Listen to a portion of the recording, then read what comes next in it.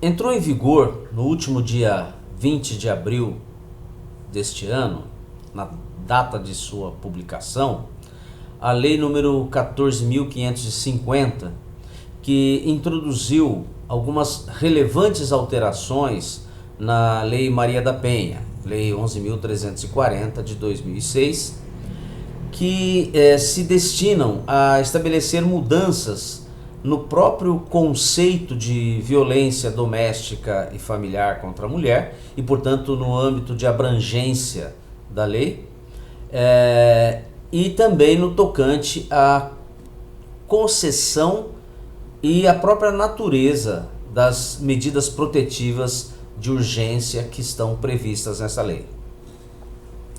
A nova lei acrescentou ao artigo 19 da Lei Maria da Penha, que trata de medidas protetivas de urgência, 3 novos parágrafos. Basicamente, o parágrafo 4º, o parágrafo 5º e o parágrafo 6º. No parágrafo 4º do artigo 19,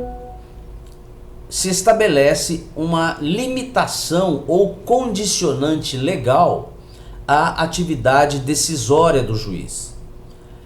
Esse parágrafo estabelece que, como regra, as medidas protetivas de urgência serão concedidas em juízo de cognição sumária, ou seja, a partir de uma valoração superficial, perfunctória, sem necessidade de maior aprofundamento, e baseadas no depoimento da ofendida perante a autoridade policial ou da apresentação das alegações escritas da ofendida no pedido de medidas protetivas, ou seja, com base apenas na palavra da vítima, na versão apresentada por ela e que serviu para a confecção do boletim de ocorrência ou do termo de declaração escolhido na polícia ou narrada na petição inicial do requerimento de medidas protetivas. Não se trata de uma imposição legal ao juiz de obrigatoriedade de deferir as medidas pleiteadas pela vítima. Isto porque a parte final da redação do mencionado parágrafo 4º autoriza o indeferimento do pedido quando o juiz se convencer da inexistência de risco à integridade da vítima ou dos seus dependentes. Entretanto, trata-se de um regresso ao anacrônico sistema da prova legal ou da prova tarifada, que, excepcionando o princípio da persuasão racional ou livre convencimento motivado, que orienta atualmente as decisões judiciais no nosso ordenamento jurídico, impõe ao juiz que atribua de modo a priorístico um valor especial a determinada prova, no caso, a palavra unilateral da mulher vítima de violência doméstica e familiar. Nesse sistema da prova legal ou prova tarifada, retira-se do juiz a liberdade de dar a cada elemento probatório o valor que, segundo o seu convencimento racional e motivado, entender adequado. O próprio legislador é quem, de antemão, estabelece uma presunção de veracidade, de maior validade da prova mencionada. No caso da lei, aí é a palavra da vítima. E é a partir dessa presunção que o juiz deverá proferir a sua decisão. Não se trata, evidentemente, de uma presunção absoluta, mas caberá ao juiz, na fundamentação de eventual decisão de indeferimento das medidas pleiteadas, expor os motivos pelos quais afastou aquela presunção de veracidade. A intenção da lei, buscando conferir mais efetividade à proteção da vítima e maior celeridade à concessão da medida protetiva de urgência, é das melhores. Entretanto, a história do direito processual já demonstrou que o sistema das provas legais ou das provas tarifadas, em que é o legislador quem determina prévia e abstratamente o valor de cada prova, em razão da sua natureza, da sua quantidade ou da pessoa de quem ela provenha, não é o sistema que produz as melhores decisões, as decisões mais justas, porque engessa a atividade racional do juiz na formação da sua convicção. Só para ilustrar, foi esse sistema da prova tarifada que embasou aquela ideia vetusta da confissão como a rainha das provas, dando ensejo, inclusive, à legitimação da tortura, dentre outros absurdos. Além disso, cria-se também uma possibilidade maior de utilização maliciosa da Lei Maria da Penha. Por exemplo, no caso de uma mulher que, por uma ou outra razão que nada tem a ver com violência doméstica, queira o afastamento do companheiro ou do marido do lar comum. Já no parágrafo 5º, introduzido também por essa nova lei, ao artigo 19 da Lei Maria da Penha, o legislador foi muito feliz, porque afastou de vez aquela grande divergência que se instalou na doutrina e na jurisprudência a respeito de as medidas protetivas de urgência dependerem ou não de o fato lesivo à vítima configurar uma infração penal, ou mesmo da existência de um processo criminal já instaurado ou a ser instaurado. O novo parágrafo 5º acaba com a discussão, estabelecendo que as medidas protetivas de urgência serão concedidas independentemente da tipificação penal da violência, do ajuizamento de ação penal ou civil, da existência de inquérito policial ou do registro de boletim de ocorrência,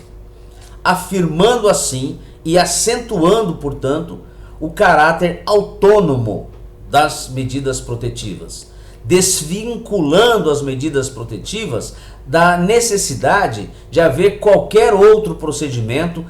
civil ou criminal, judicial ou policial, como condição para a sua concessão ou para a sua subsistência. Portanto, esse novo parágrafo 5º do artigo 19 repele qualquer ideia de acessoriedade das medidas protetivas, estabelecendo de vez a sua natureza autônoma. E essa autonomia vem reafirmada no parágrafo 6º, que estabelece que as medidas protetivas de urgência vigorarão enquanto persistir risco à integridade física, psicológica, sexual, patrimonial ou moral da ofendida ou de seus dependentes, desvinculando definitivamente a sua duração à existência de um outro procedimento civil ou criminal. Isso implica, por exemplo, que o juiz não poderá mais revogar a medida protetiva concedida anteriormente com o fundamento de que o inquérito policial instaurado a respeito do mesmo fato foi arquivado, ou de que no processo criminal foi proferida uma sentença absolutória. Nisso, o legislador andou bem. Não há razão legal ou jurídica para uma vinculação necessária entre as medidas protetivas de urgência e a tipificação penal do fato praticado pelo agressor. E muito menos para condicionar a sua concessão ou a sua manutenção à existência concomitante de um processo criminal, de um inquérito e assim por diante. Na verdade, a Lei Maria da Penha edificou um verdadeiro microsistema jurídico que se espraia por vários ramos do direito, tratando de matéria penal, processual civil, tratando de direito civil, de direito de família e assim por diante. Por isso é que o seu artigo 13 estabelece que ao processo, ao julgamento e à execução das causas cíveis e criminais decorrentes da prática de violência doméstica, aplicar-se-ão as normas dos Códigos de Processo Penal e Processo Civil. É bom lembrar aqui também que o artigo 33 da Lei Maria da Penha, que estabelece a competência cumulativa das varas criminais para as questões cíveis e criminais relacionadas à violência doméstica, é uma disposição transitória. E como o próprio dispositivo do artigo 33 estipula, essa competência cumulativa só perdura enquanto não estruturados os juizados especiais de violência doméstica e familiar contra a mulher. Portanto, é uma mera competência contingencial, transitória, que não pode servir de fundamento à alegação de que as medidas protetivas de urgência tenham que estar vinculadas ou tenham que ser acessórias de um procedimento criminal. Por fim, a nova lei acrescentou um artigo 40A à Lei Maria da Penha, estabelecendo aí que a Lei Maria da Penha será aplicada a todas as situações previstas no seu artigo 5º, independente da causa ou da motivação dos atos de violência e da condição do ofensor ou da ofendida. Com esse dispositivo, conforme a gente conclui da leitura da exposição de motivos da Lei 14.550, o que pretendia o legislador era ampliar o alcance da Lei Maria da Penha para superar e para afastar a interpretação doutrinária e jurisprudencial hoje dominante, que restringe a aplicação da Lei Maria da Penha aos casos em que se constata que a violência é baseada no gênero, ou seja, em que se revela uma relação de vulnerabilidade da vítima decorrente da sua condição feminina, ou então em que o ato represente uma manifestação de menoscabo em relação ao sexo feminino e, por extensão, aos transgêneros, aos quais ela também se aplica. Nesse ponto, o legislador foi muito mal, tanto na forma quanto na essência. Primeiro, porque a redação do artigo 40A remete expressamente ao artigo 5º da Lei Maria da Penha. E no artigo 5º é que está justamente o fundamento dessa interpretação jurisprudencial restritiva da Lei Maria da Penha. O conceito de violência doméstica e familiar contra a mulher como a ação ou omissão baseada no gênero. Ora, não é reafirmando a vigência da norma que dá fundamento à exigência da relação de desigualdade e de vulnerabilidade da mulher em relação ao agressor que a nova lei atingiria o propósito de ampliar a abrangência da Lei Maria da Penha para a situação que, na atual leitura doutrinária e jurisprudencial, encontram-se fora do conceito de violência doméstica e familiar contra a mulher. Depois, porque ao contrário do que sugere a redação desse novo artigo 40A, a condição feminina da vítima não é causa ou motivação dos atos de violência, e sim um pressuposto lógico-jurídico de classificação daquele fato como violência doméstica ou familiar contra a mulher. Por quê? É a razão substancial do desequilíbrio na relação agressor-agredida. O agressor não pratica o ato porque a vítima é mulher, e sim aproveitando-se da hipossuficiência dela em relação a ele, decorrente da sua identidade sexual feminina. Portanto, equivocada essa presunção legislativa. Por último, pretender dar tal elasticidade ao conceito de violência doméstica e familiar contra a mulher, que encampe toda e qualquer agressão física, psicológica, sexual, moral e patrimonial contra a ofendida, mesmo que não exista uma situação de especial vulnerabilidade dela em relação ao agressor, implicaria tornar a Lei Maria da Penha ostensivamente inconstitucional. Isso porque essa regra estamparia um claro privilégio em favor da mulher, mesmo quando ela estivesse em condições de igualdade ou até de superioridade em relação ao agressor, extinguindo a própria razão de ser da Lei Maria da Penha, que é justamente a de assegurar à pessoa do sexo feminino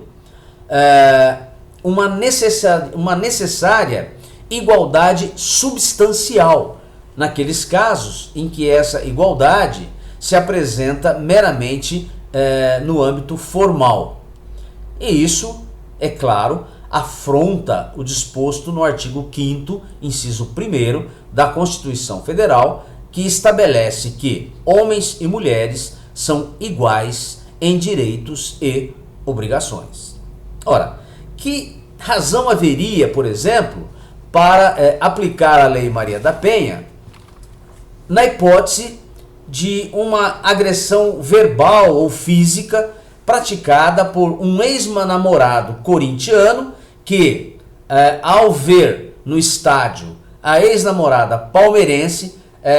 totalmente independente economicamente, emocionalmente dele, mais culta que ele, mais instruída que ele,